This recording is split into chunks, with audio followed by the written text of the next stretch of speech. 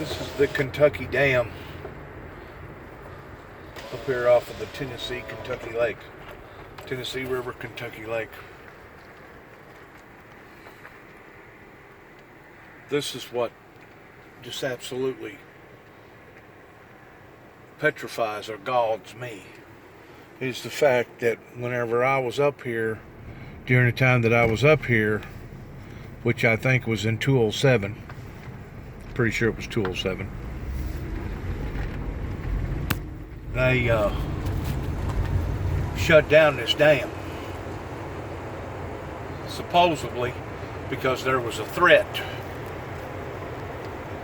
And the threat was simply because I had made mention that God had showed me that there was going to be major electrical disturbances. It may have been in 2008, but I think it was in 207.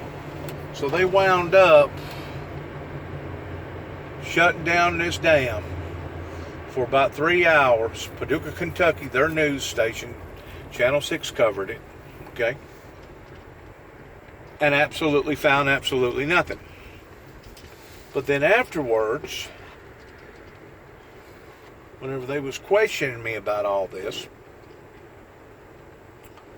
took me to Four Rivers Behavior Center and had me checked out by a psychiatrist. In the meantime, they take my truck and put it in the pound because they arrested me in Paducah, Kentucky, is where they found my automobile at, because I was fixing to go eat at a restaurant. Afterwards, give or take, probably about 2 o'clock in the morning is whenever the state troopers took me from Mayfield, Kentucky, back to Paducah, Kentucky. And because I didn't have adequate funds in my pocket to be able to get a hotel, they wanted to just drop me off anywhere, didn't matter where. Rather than take me back to the state trooper's office where my truck had been delivered for pound, they take me to a grave site and drop me off, give or take about 3:30 in the morning. I laid down in that grave site after wondering what the heck was all this about in regard to a group of people who had misunderstood me and was dead set towards trying to make me out to be something that I wasn't, simply because I was trying to help these people. In the meantime, the next day, I walk, hitchhike, finally get a ride. It's give or take about 8 miles, something like that, from Paducah back to the state trooper office. And once I get there, they're hesitant about giving me my automobile, number one. I had to wait around for another 3 or 4 hours. And number two, whenever they finally decided to release it, I had to come up with about $180 rollback bill, wrecker bill. Well, in the meantime, this group of people up here used that for an excuse to build what you're looking at right there, which is another secondary road. Okay? That right there was not there in 2007, whenever the occurrence took place in my life. That road was not there. That bridge, that secondary bridge. It's not a humongous bridge, not like the bridge over there on the interstate, which is about a mile, maybe 2 miles down the road there. You can see the arch that's off of Interstate 24. But they used that event to justify getting funds of being able to build another bridge over here, a secondary bridge, because they wanted to take the traffic away from this dam that I'm on right here. All right, I'm actually on the dam. I am literally on the Kentucky Dam right now. The very dam that they shut down, the very dam that they got out here with a bunch of dogs looking for explosive devices simply because I had made mention that God had showed me that there was going to be electrical disturbances. Some idiot took it upon himself towards thinking that I was going to create electrical disturbance by, I guess, blowing up the Kentucky Dam. Now, after 12 years later, we're seeing how endangered that they, and this isn't the first time that I've been on this dam and it's still up and running, okay? They put a little walkway over there. This is all controlled by TVA, all right? Tennessee Valley Authority, even though it's in Kentucky. But this just shows you how horrible that these people are, that they would actually be willing to do something like this in exchange just to be able to have permission to gather up the funds of being able to build a bridge. It was one of the most horriblest things that had ever happened in my particular life. And even to this day, it still makes chill bumps go up and down my spine of knowing how close that I come of almost losing my liberty for at least 20 years. Because if you make any type of a threat towards going to do bodily harm, especially to something like this, like a dam, if you make any type of a threat and they can prove that you've made a threat in this order, you're looking at a 20-year federal charge.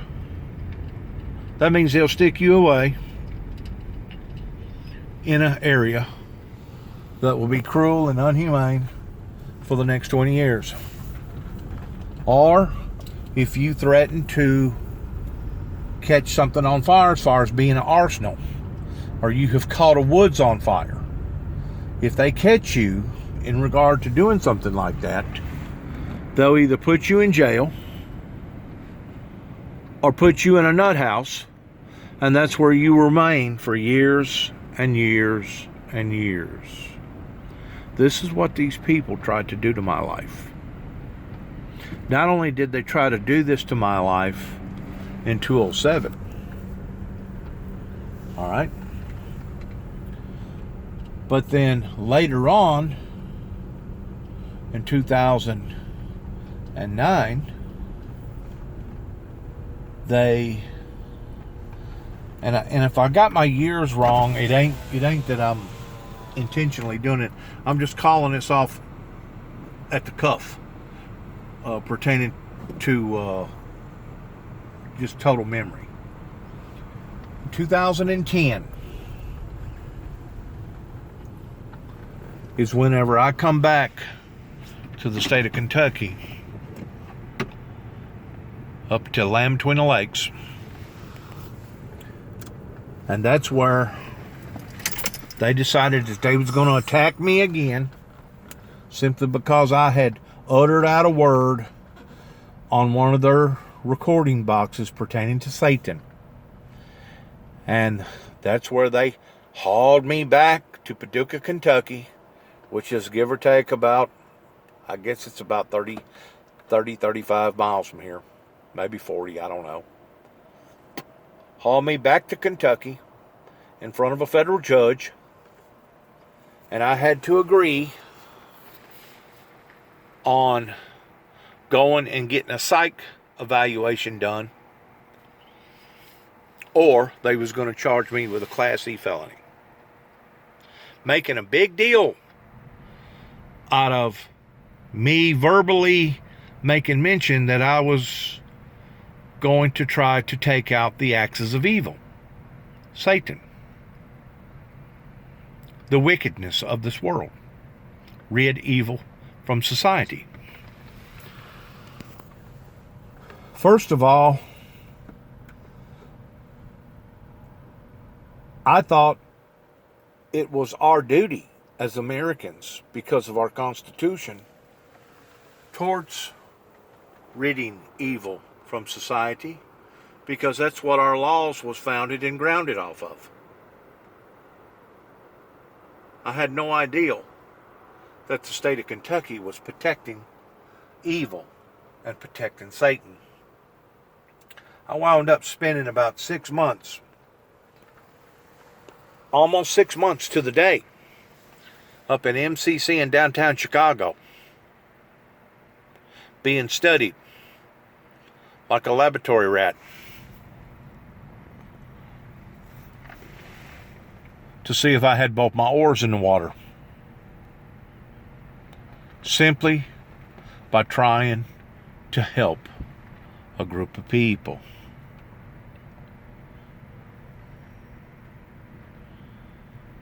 After I got out in 2010, I wound up going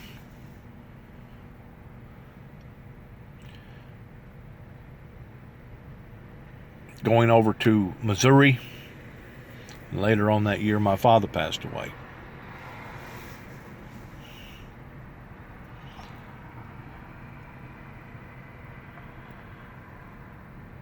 Then later,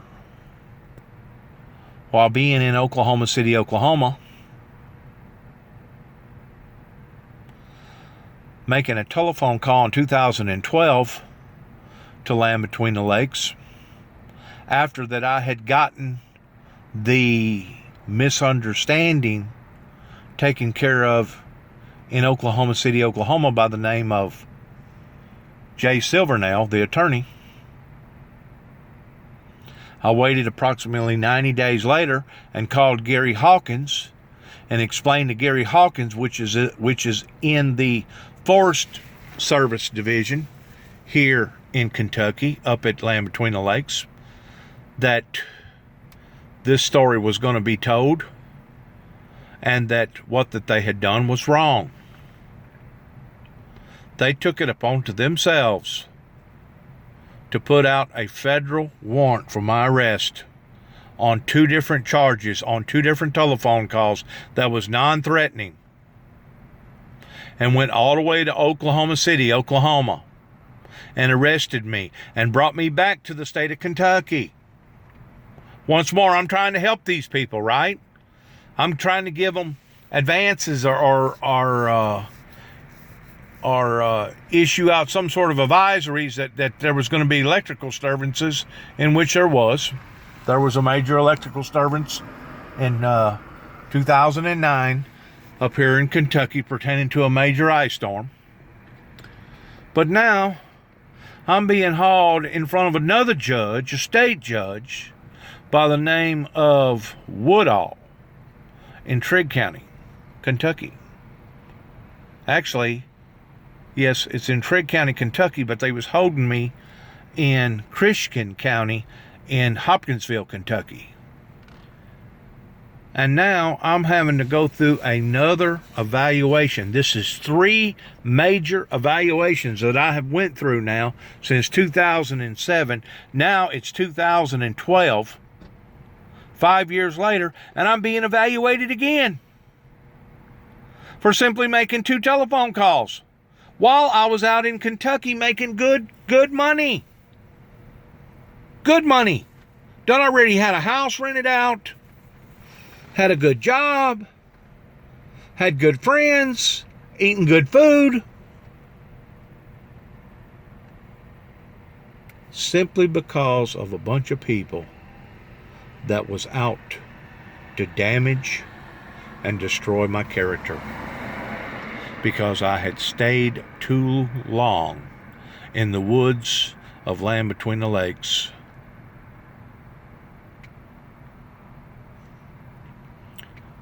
Between 2007 and between 2007 and 2008, I'd stayed entirely too long out here in the woods.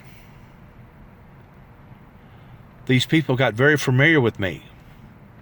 They got familiar with my message, and they got familiar with my reputation as far as my past. I had an appointment or reservation for 5:30 of going and eating at Grand Rivers, Kentucky, which is less than 3 miles away from here, and spending Christmas atmosphere 2 days before Christmas, because today's December the 22nd. I'm pretty sure it is Sunday. But I had an appointment set up to go and eat at the new Patty's restaurant. But because I cannot trust these people in what has occurred in the past, I knew by me setting up an appointment was actually setting up an entrapment for myself, because if they're dead set that they're wanting to destroy my life in some form or fashion, that's all they need to know is an appointed time and an appointed place that I'm going to be back up here. And as soon as I show up, that's whenever they'll have all kinds of bogus warrants and all kinds of bogus ideals. Once more, just as Miss Bobby Sue in Nashville told me, she said, "Dennis, there ain't no telling what those people are cooking up on you." And she was absolutely right. A group of people that was trying to destroy an individual's life and used me for a ploy so that they could get a brand new bridge built towards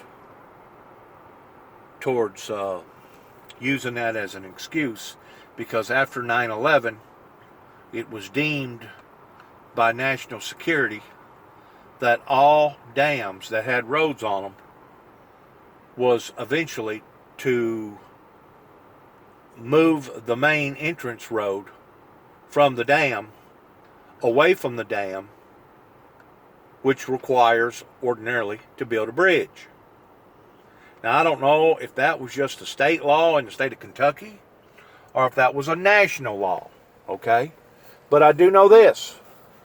What good does it do to build a road, a secondary road, away from the bridge or away from the dam? You build a bridge, it looks like, give or take, 1, 2, 3, 4, 5, 6, probably about 10 football fields, maybe 15 football fields away from the dam is where they built this road right here. This is a freshly built road. I don't know what it cost to build that bridge. I'm sure it was several $1 million, several $100 million to build that bridge. At least $200 or $300 million, because they built a bridge not far down from here, over in the Aurora area, that cost them over $400 million.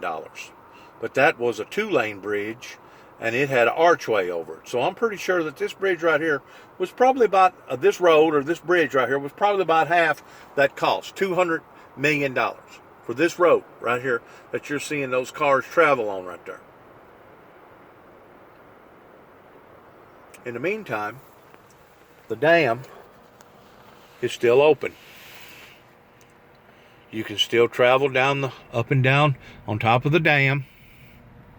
And that was supposed to have been their whole primary purpose for building the new bridge or the new road away from the dam, is that it wouldn't create a hazard if somebody wanted to blow up or to do damage or to do destruction to their dam.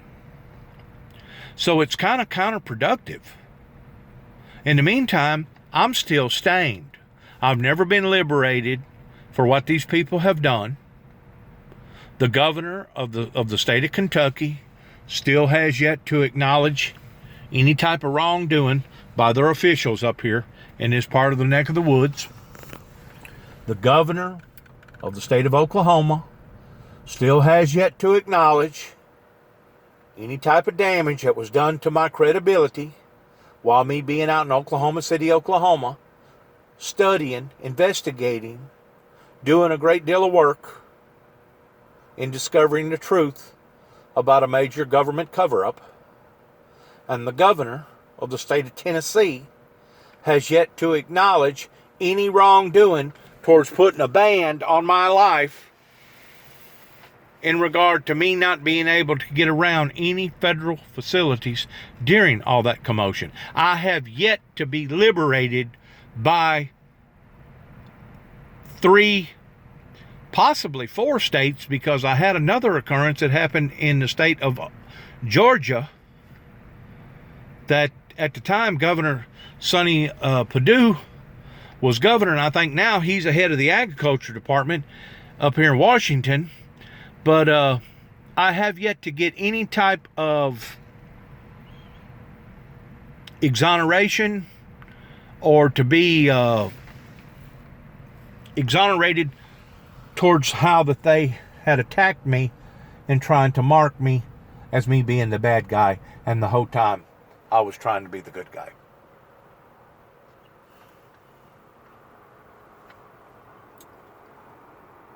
In the meantime, I got to walk around with these scars and mars on my life.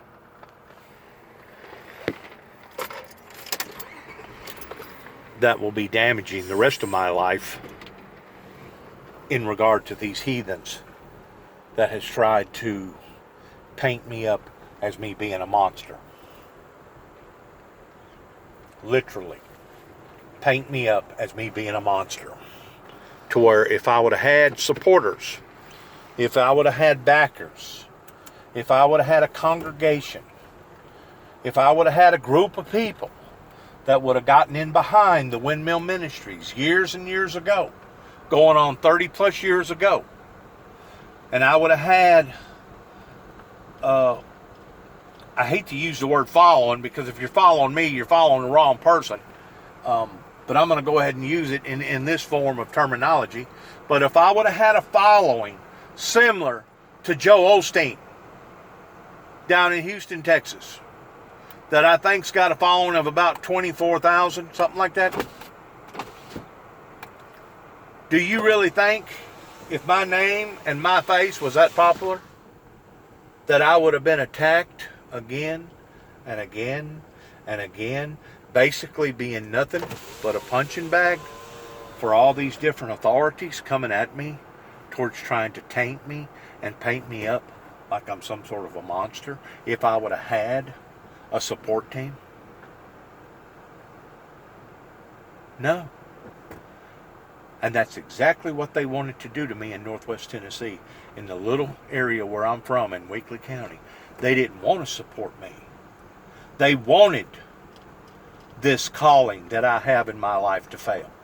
They wanted this anointing to be a failure. They wanted to paint me up as being some sort of a homegrown terrorist, beginning with Homeland Security pertaining to Secret Service, going all the way back to 1988, whenever 9 tapes wound up going to the White House.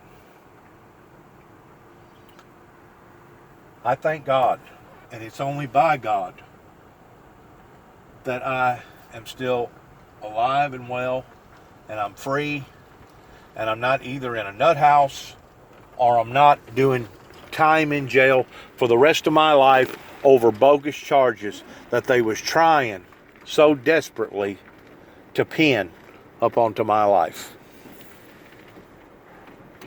It's only by the grace of God that has protected me towards me being able to still have somewhat of my liberty in being able to go to places and do things. Of course, now it's been such of a wearing on my life that now they have caused my health basically to start failing at the age of soon to be 59, because of all this stuff that's went on towards being running in through this circuit and running through this jail cell or this federal facility being analyzed or checked out, and going through another facility being analyzed and checked out. I mean, stuff like this will have a wear on you. It'll have a wear on your emotions. It'll have a wear on your psychic. It'll have a wear on your well-being. It'll have a wear on you. And that's exactly what they wanted to do. Especially whenever Judge Woodall up in Cadiz, Kentucky, decided to put out a mandatory order to the doctors that I was going to take Risperdal, the drug Risperdal, regardless whether I liked it or not, even if it meant for them to intravenously give it to me up my mouth or in my rear end or shoot it in my veins, that I was going to take this drug one way or the other by force. And come to find out that the drug causes obesity and breast enhancement. They have tried every trick under the sun towards trying to destroy my life. And because of it, I cannot jeopardize what little bit of freedom that I do have and what little bit of health that I do have. I can't afford to jeopardize it towards walking into possibly one of my own traps by setting up a reservation to a restaurant, knowing that they know who I am, and me walk into that restaurant and there they are with some more bogus charges. I have learned that people will do that. There is no limitations in what wealthy and rich and powerful people will do in trying to protect their own interest. I have learned that the hard way here in America. And stuff like this isn't supposed to go on in America. But it happened to me. And God brought me through it.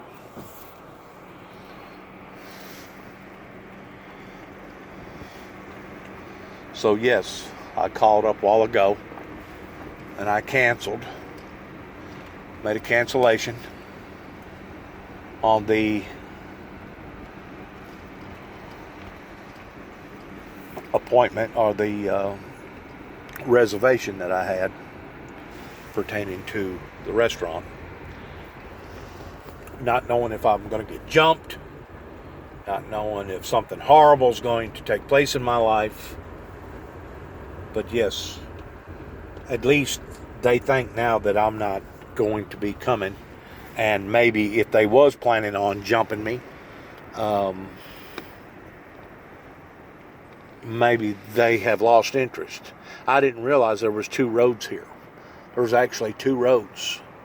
So by me saying that the bridge in Aurora, Kentucky costs $400 million, I'm going to say that this bridge right here, with it being two bridges in one, even though it don't have an archway similar to that bridge over there on Interstate 24, I'm going to say that this project right here was probably well into the $300 to a $400 range. Actually, I think instead of that being an actual highway over there, I think that has something to do with the railroad. And if I'm not mistaken, that may have already been there before the occurrence. It did. I remember now, it did. In other words, the railroad already had a separate entity here for the railroad to run. So I guess some of their engineers decided, well, we've already got this over here. Probably got a lot of good bedrock down there in the bottom of the river. Big rock size of this automobile, or bigger, is what they usually start out with, and then the rock gets a little smaller and smaller, and then they built this bridge. So this one bridge right here, because it don't have an archway and it's not set up like the bridge in Aurora, probably didn't cost $400 million. But I bet you the price tag was pretty close to it, that the taxpayers all over the state of Kentucky had to pay for.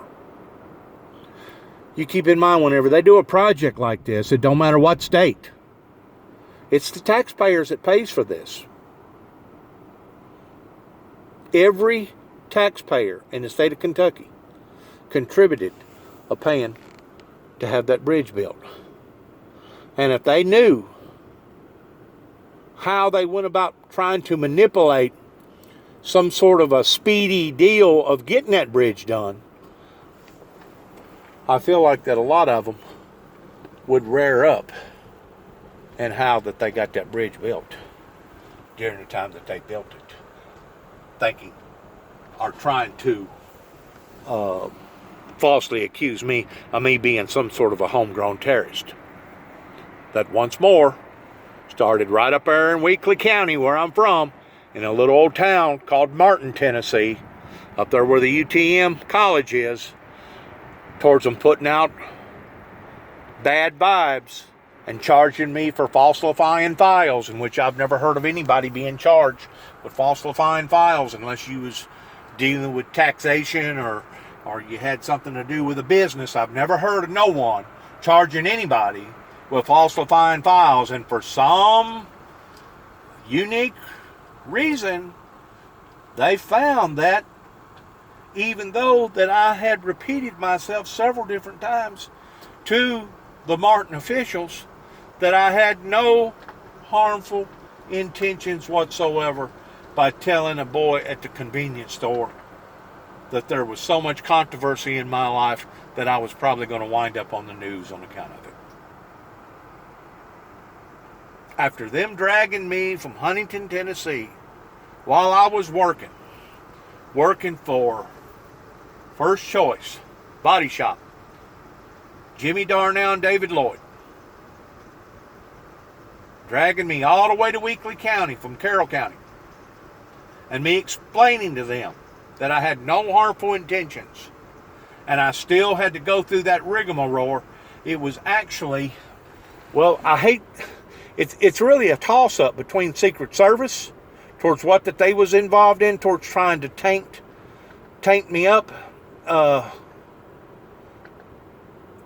towards me being a homegrown terrorist by them accusing me of being an assassin, versus what went on in Weakley County in Martin, Tennessee.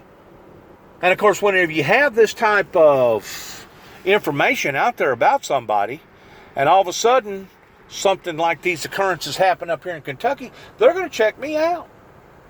They're going to look me over from head to toe. They're going to ask questions. They're going to want to know what is in my mind and what is in my heart, and you can't really blame them. So one thing has escalated into another thing, and we've had a dominoes effect. A dominoes effect that has literally ruined my social life, as well as the name of the ministry pertaining to the Windmill Ministries name. And that's exactly what certain individuals, either in Washington, D.C. in 1989 or in Weakley County, wanted to do. They wanted to annihilate. They wanted to destroy any chance whatsoever towards the individual that's talking to you right now of him ever becoming influential to the point of being out into the eyes of the public and preaching in the name of the Lord Jesus Christ. They was dead set in trying to destroy biblical Bible prophecy from coming true, the same way as King Herod was dead set once he heard about the existence of Jesus coming into existence. He put out an order, a decree, towards killing every male child from the age of 2 years and under, and they estimate somewhere around 5,000 got killed in trying to take out Jesus. So you see, the dark forces, the negative energy, is still just as live and as well today is what it was 2,000 years ago. They just use a little different methods today in trying to destroy someone's life, such as myself. Yeah.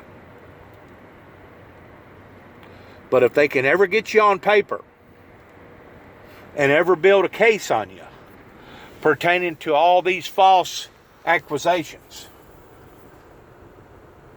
the next thing you know, they have ruined an individual's life. And that's exactly what they wanted to do. They wanted to ruin my life, and in exchange for them ruining my life, now they have brought great ruin into their own life pertaining to us being $23 trillion in debt, 2.3 million incarcerated prisoners, either in federal, state, or local jails. They have brought this condemnation into their own existence. And now it's not just affecting the wicked, but now it's affecting the innocent. Now it's affecting generations that didn't have nothing to do with this movement, this rebellion that I've been dealing with now for 30 years. So do I have a remarkable testimony to tell my peers, to tell people in regard to how that it was God who brought me through this battle. It was God that brought me through that battle. It was God that brought me through all these battles. Do I have a remarkable testimony to share with the general public? And once I get into heaven, you daggum right I do. You daggum right I do. And once more, for them to act like it was such of a big deal that they had to use emergency funds of building a road beyond this dam that now I'm back on again, going out, because there's no way. There used to be a road right there that would take you to Grand Rivers. They have cut that road off. There's no access point to go on into town. But the thing about it is, I'm driving out here. You know, this isn't just for walking. This isn't just for biking. I'm in an automobile doing less than 22 miles an hour, 23 miles an hour. Coming down through here, knowing that this was the very thing that basically broke the camel's back in regard of bringing destruction into my character assassination. So sad. So sad what people are willing to do just to counteract against God and against God's favor towards trying to contradict biblical Bible prophecy from it ever occurring. So sad. And the thing about it is, God has always won in every battle throughout the Bible, again and again and again. And God is going to continue to win every battle up until the very final last battle, which is the battle of Armageddon. God is going to win again and again and again. And that's what these demonic figures, that's what Lucifer, that's what the Antichrist, that's what these evil demonic spirits just don't get. They still are fighting tooth and nail. They still think that they actually have a chance towards winning in the end. And they don't. They're doomed. They have created their own Achilles heel. There's the dam over there.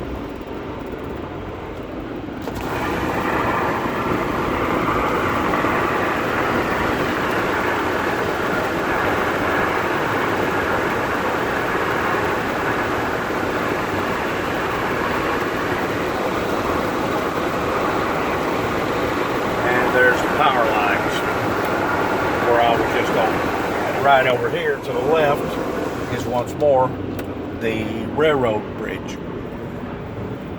don't know if you can make it out or not. The trusses on the railroad bridge. That'll be all for today. Thank you to my viewers. Once more, God gets all the glory, honor, and praise. And thanks for listening, and good luck to all of us. And shalom.